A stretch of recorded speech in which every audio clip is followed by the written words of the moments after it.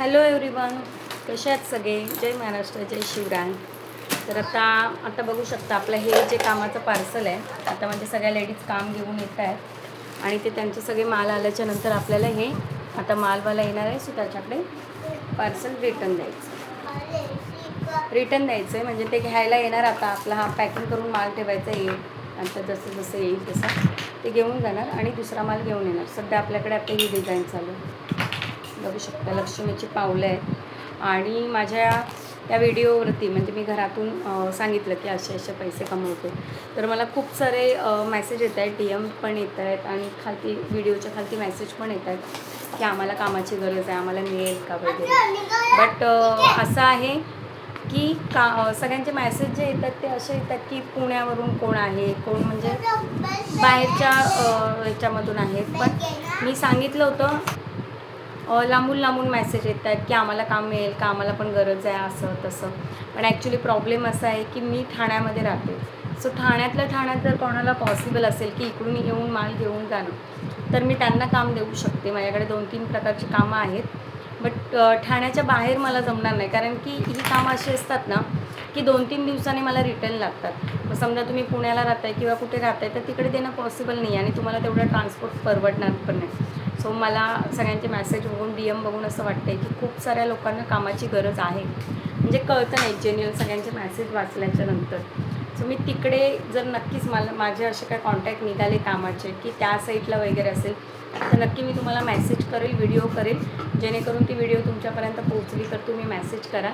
पण आता सध्या तरी हेच काम आहेत माझ्याकडे. म्हणजे आता हे चालू झालं आहे. जसं आपल्याकडे राख्यांचं काम आहे आणि आता पुढच्या 8-10 दिवसामध्ये आपल्याकडे कंदील पॅकिंगचं काम चालू होणार आहे. ते पण काम एक नंबर असतं.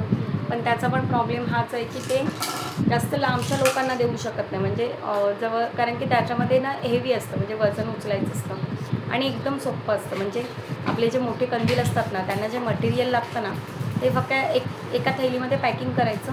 एक पॅकेट ₹1. म्हणजे एक थैली पॅकिंग करायला तुम्हाला हार्डली 30-40 सेकंद पण लागत नसते.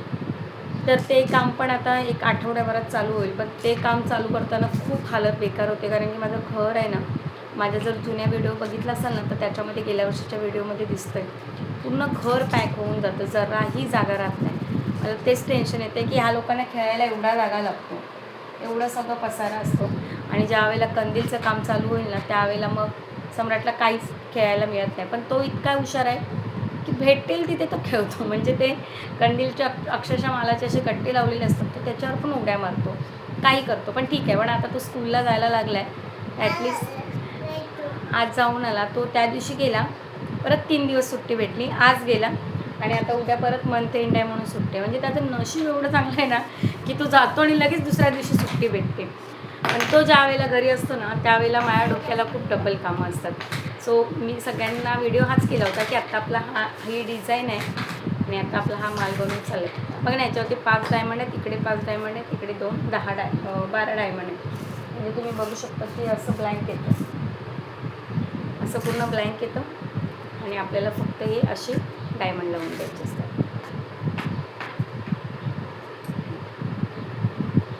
इझी काम असतं, फक्त एवढंच आहे की मला ते लांब देता येत नाही काम.